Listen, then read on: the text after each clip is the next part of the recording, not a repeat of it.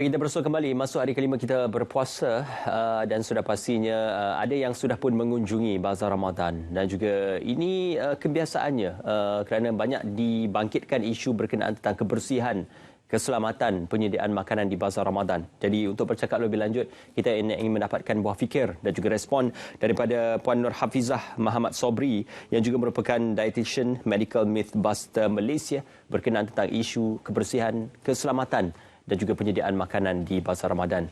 Terus saja bersama dengan Puan Hafizah. Hello, Assalamualaikum. Hello, Assalamualaikum warahmatullahi wabarakatuh. Waalaikumsalam warahmatullahi wabarakatuh. Terima kasih. Ya, sihat alhamdulillah. Terima kasih. Hari kelima masih lagi segar dan bertenaga. Terima kasih Puan bersama kami. Puan, terus saja persoalannya berkenaan tentang isu Bazar Ramadan ini. Saban tahun dibangkitkan ya, berkenaan tentang isu yang pertama adalah kebersihan. Dan apabila kebersihan itu menjadi isu, sudah pasti akan memberi kesan kepada kualiti makanan yang disediakan itu. Jadi pada asasnya, apa perkara-perkara yang paling penting perlu diberikan perhatian oleh pengguna ataupun pembeli yang menziarahi ataupun hadir di Bazar Ramadan, memastikan kebersihan makanan yang disediakan itu, Puan? Ya, ini memang selalunya jadi isu waktu Ramadan sebab peningkatan peniaga tu memang agak ramai dan ramai juga yang mahu mulakan berniaga waktu Bazar Ramadan nak mencari rezeki yang lebih sikit. So memang akan wujud isu-isu kebersihan dan keselamatan makanan. So kepada pengguna, memang kita perlu menjadi pengguna yang bijak untuk memilih makanan-makanan yang lebih bersih ataupun boleh pasti kebersihannya supaya kita pun tak terlalu ke arah nak sakit sebab makan.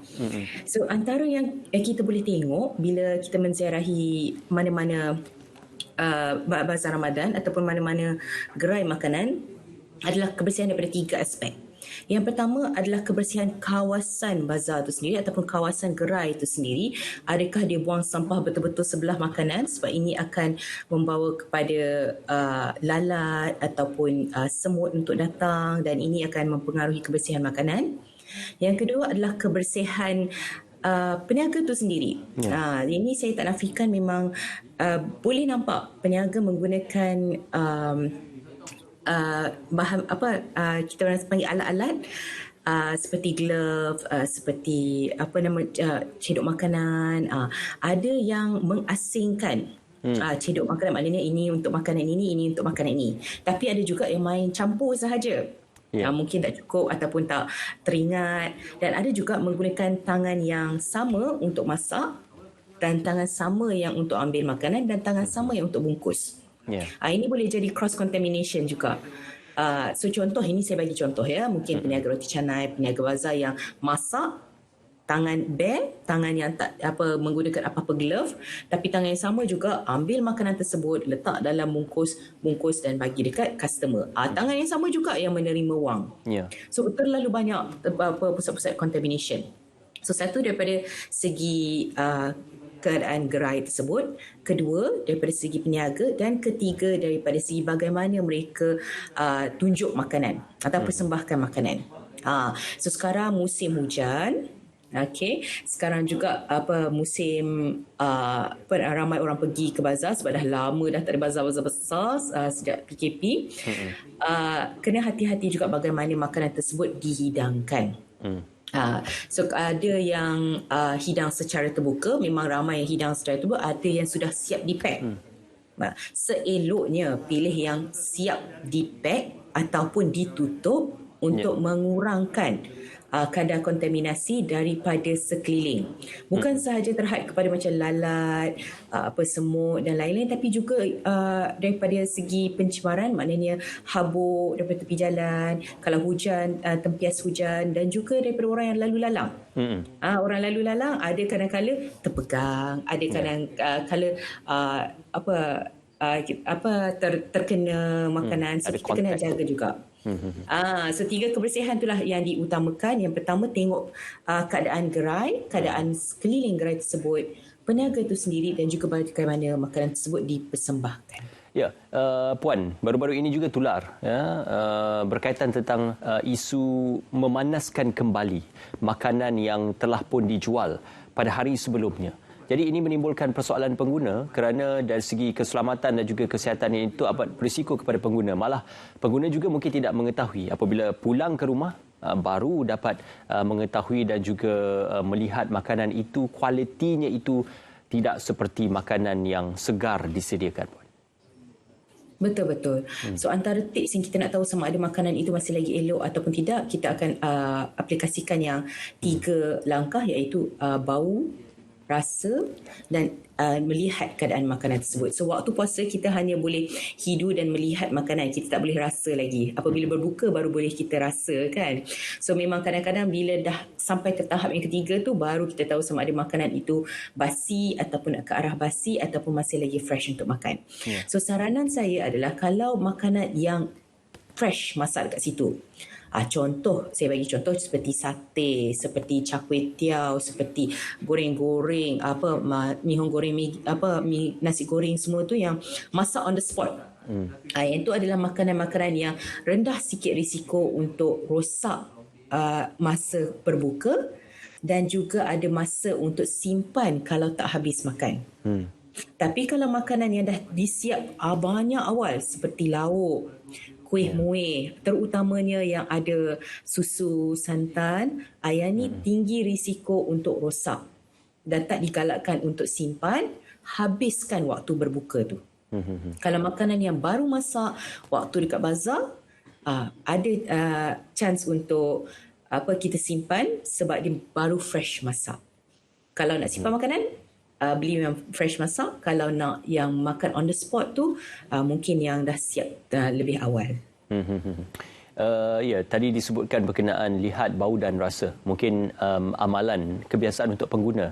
Tetapi untuk peniaga-peniaga juga, kerana tadi diceritakan berkenaan tentang cross contamination, dia juga membawa persoalan berkenaan penyediaan ataupun menggunakan sarung tangan.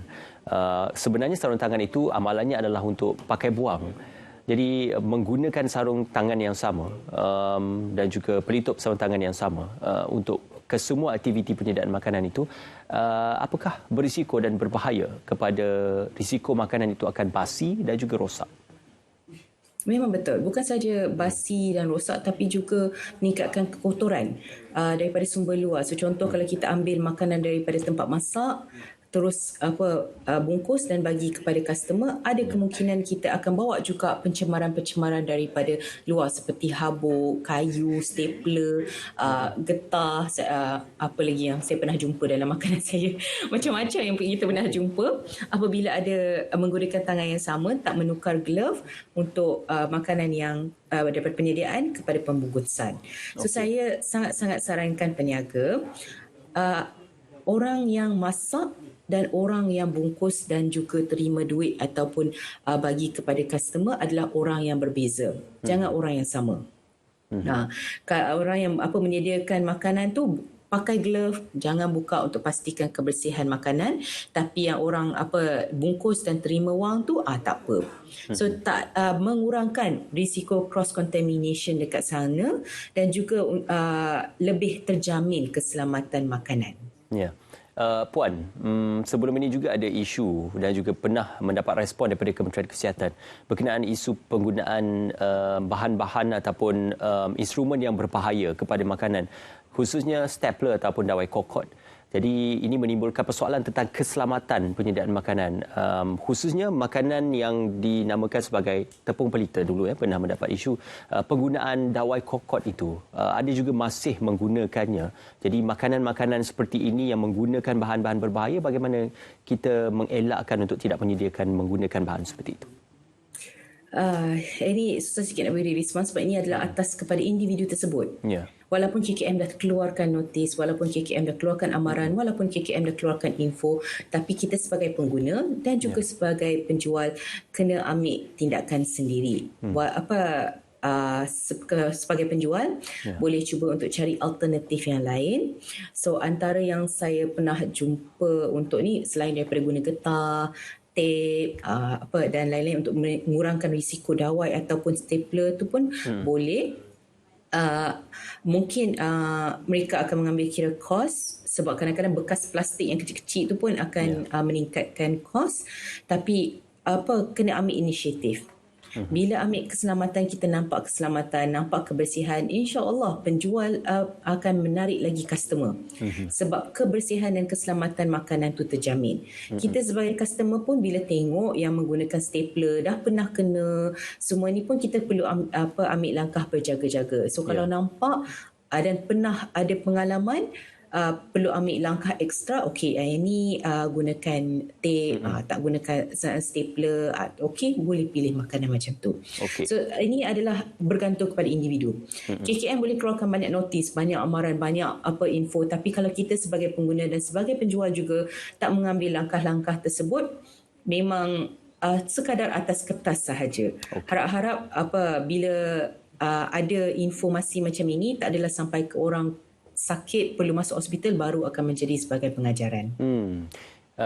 Seperkara lagi dan juga soalan yang terakhir, masih lagi kita menyaksikan ada beberapa peniaga yang membiarkan makanan itu terbuka sahaja tanpa ada penutup ataupun untuk memastikan makanan itu ditutup dengan sempurna, menyebabkan serangga perosak seperti lalat. Malah ada yang mengadu terjumpa telur lalat dalam makanan tersebut.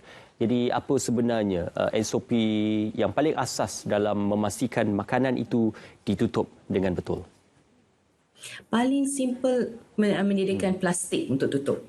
Kalau turun saji tak ada yang muat ataupun tak ada individu yang boleh kibarkan plastik kertas untuk halau lalat tersebut, paling senang adalah menggunakan plastik. Menggunakan plastik tutup makanan yang telah dimasak, dan pada masa yang sama pembeli pun boleh tengok juga dekat plastik, ini makanan-makanan yang saya nak. Dia selalunya terjadi lalat berkumpul semua ni bila mungkin belum lagi waktu kemuncak. Bila dah waktu kemuncak tu lalat tak banyak sangat sebab banyak orang lalu lalang. Tapi waktu penyediaan awal, maknanya masakan awal, waktu tengah bersedia penyediaan makanan, pack makanan, masa itulah sebenarnya banyak serangga-serangga perosak ni datang. Dan kita, sebagai penjual ada yang tak perasan. Bukan salah mereka juga, kadang-kadang tak perasan. Tapi inilah yang kita boleh cadangkan. Paling simple adalah letak plastik yang Lutsina tu dekat atas makanan supaya kurangkan risiko untuk serangga perosak ni atas makanan, menghidap pada atas makanan tersebut. Okey, terima kasih Puan Hafizah untuk perkongsian tersebut. InsyaAllah boleh diamalkan, dipraktikkan baik di pihak peniaga maupun di pihak pengguna. Itu dia Puan Nur Hafizah Muhammad Sabri, Dietitian Medical Mythbuster Malaysia. Terima kasih Puan. Okey, terima kasih.